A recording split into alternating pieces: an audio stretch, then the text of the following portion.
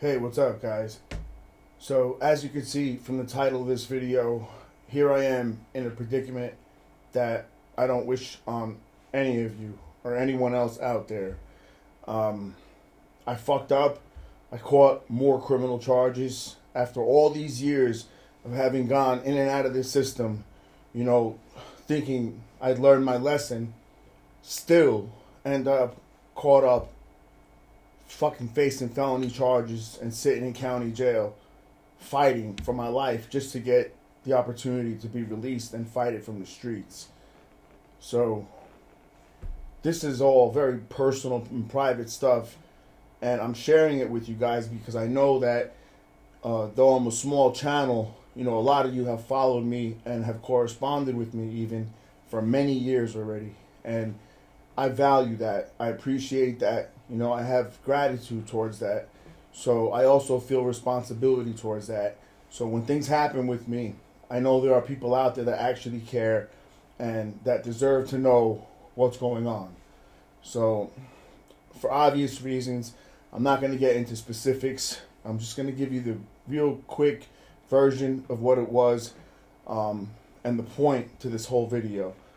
So I'm about to be sentenced on Monday and in Superior Court, and I have agreed to accept one felony conviction of the third degree nature, and that is for criminal terroristic threats.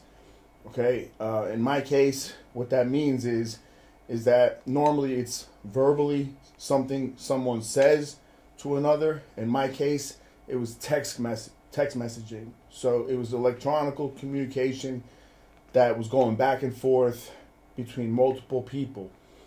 Some of this was personal stuff. Some of it had to do with money and time put in a big sense. And some of it was just principle and my own stubbornness and the way that I am in life that led to these problems. And the real issue for me was initially I didn't understand what I'd even done. I was very angry for what happened.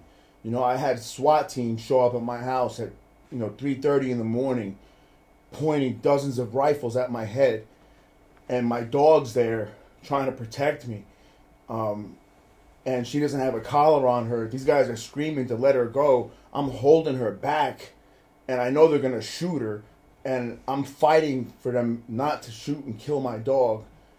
I have to deal with shit like that from the start to the whole entire process that I went through of being charged and interrogated and booked, and I ended up sitting in jail for 125 days, fighting, spending a ton of money, ridiculous amount of money and resources to try to just get out on what normally would have been bail in the past.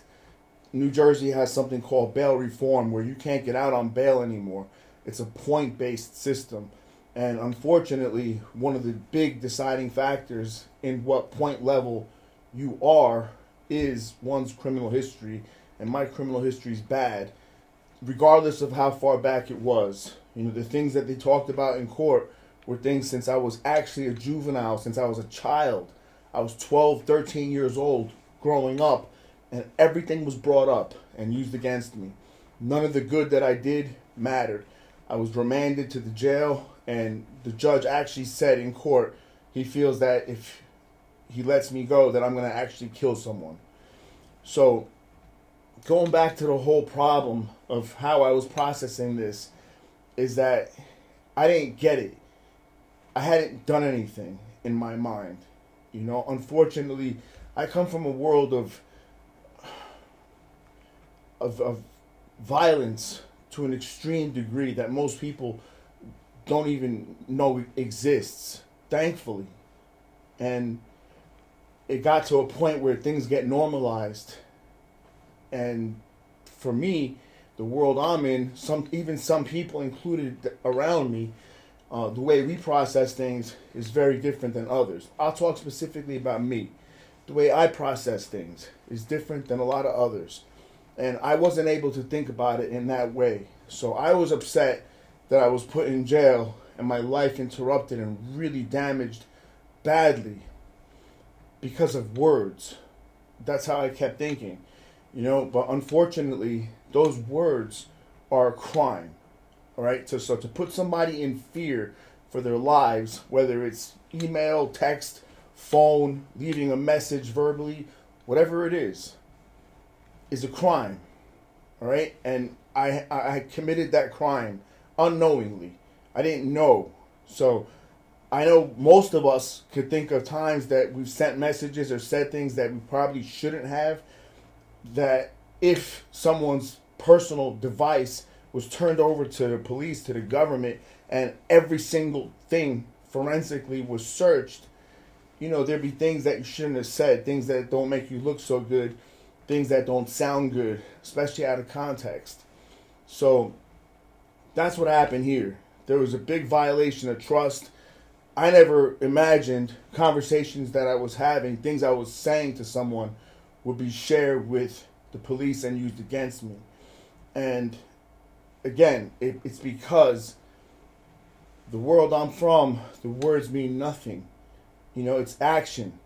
And there are consequences and seriousness. And I thought that just because I had explained to people very clearly the type person I am, and I'm very serious about things, and that I take insult and offense to certain other things as well, that meant that these people really understand what it means to have that kind of respect that I'm used to, or from where I'm from, how I grew up, how I was raised or developed myself into the type man that experiences. That's how I experience life. And it was just a mistake on my part.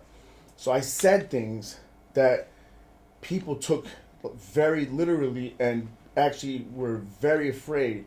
And I'm very sorry for that, actually.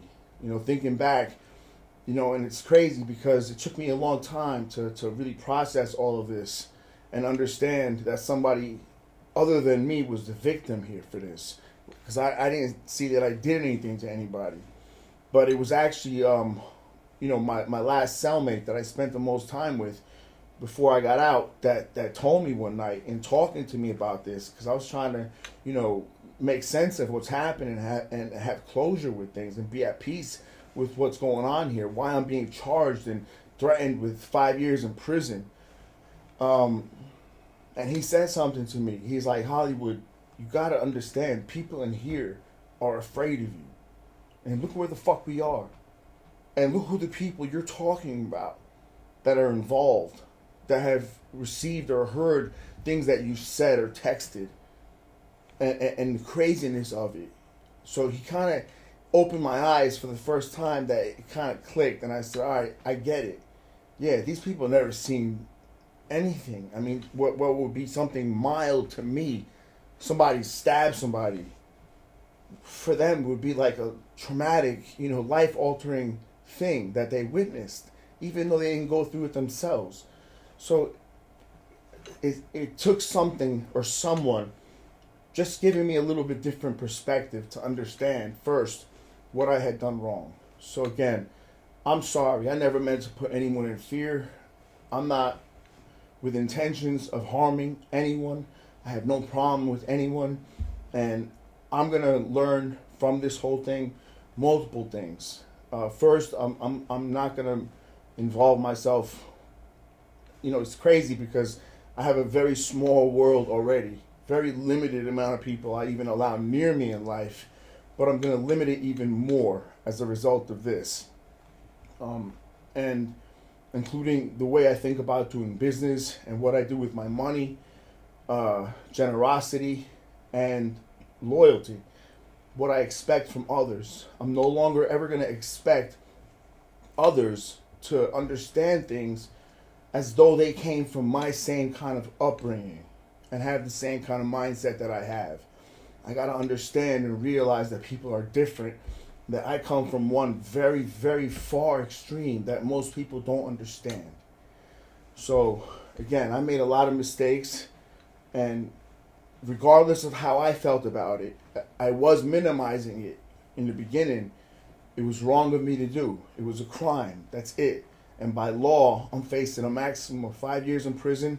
Because of my past criminal history, there's something called extended term that could be applied if they really wanted to, which could expose me to multiple years on top of that 5 year term already. So I've been going back and forth through my attorneys with the prosecutor, negotiating a deal for this. And part of this whole thing, as far as me even being allowed to get out of the jail a few months ago to fight this case from the outside, was that I had to have some mental health therapy done and some work done. So part of it was a deep forensic psychiatric evaluation that took 8 weeks that I did with a doctor here in New Jersey. And he turned out, I was skeptical of doing this. I didn't want to do it. It was just a condition for me of getting out of the jail. But the guy turned out to be a very solid gentleman. And he and I'd like to call him my friend. You know, he really came through for me, and he really opened my eyes to a lot of things. So that's another thing I want to tell you guys. Another lesson learned for me, in addition to, you know, being much more careful of what I say, not letting things escalate, not letting things get so serious when they're not always that bad, is that it's okay. It's actually a wonderful thing to go get help if you can from somebody. If you need mental health help, it helped me. And this man will continue to help me.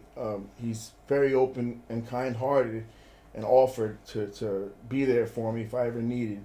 So I'm letting you know that it's a good thing to get help for things that you may need. So in addition to that, you know, I'm going to be more mindful of what's actually happening in life and not get too caught up in emotion.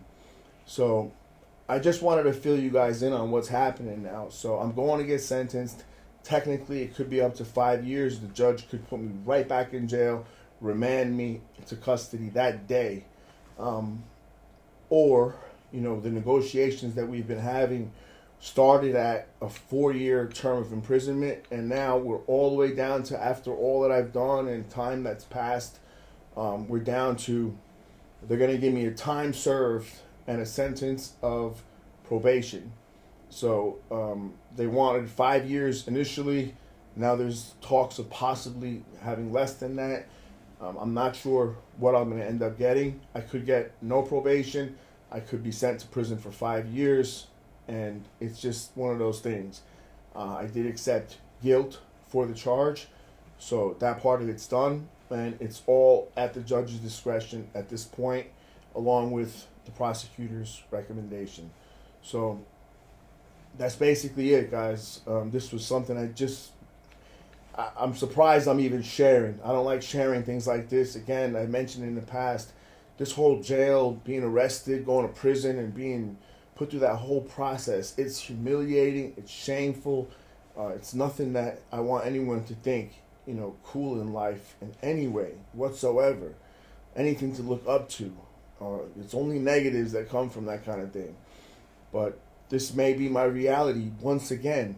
You know, in 48 hours from now, I may be put right back into that fucking cage and begin a process of who knows how many years if the judge decides. And, you know, it's just a lesson I hope you guys could take from me. I'm a fucking grown man. I'm 43 years old. I'm not supposed to be in predicaments like this. I'm not supposed to be going to court and fighting and being in fear of losing my life in the sense of my freedom. I'm not supposed to be talking to others the way that I did. You know, not understanding at the time how afraid people could actually get, but people became terrified and really were that afraid. Actually thought that I was going to end their lives. And I said some negative things about police as well. That contributed negatively in court, unfortunately for me, as well, as it was brought up multiple times. So that's the video for today, guys. Many of you probably are not interested in all this, but I know that there may be some that are. A lot of you have asked me what's going on. So I know people want to get into my personal business, but I ask that you please have respect and understand that, you know, I have a wife and kids, so it's not cool when people try to just show up, you know, and find out where I live or where I am in any sense of the way. You know, if I'm alone, it's one thing, but with my wife and kids, please just give me that much respect. So thank you guys very much for all your support for as long as it's been, and I hope I'm free, you know, a week from now, and I hope I can continue to make videos. And if things go bad for me and I'm not, please learn from me. Don't end up like me. Please don't be a fuck up to the system. Don't end up in these places. Don't let these places destroy your psychological well-being. Don't let them emotionally destroy you. Don't let them traumatize you like they've done me. Please, let that be the one thing you take from me if you don't hear from me in the near future. So, thank you again, guys. Take care.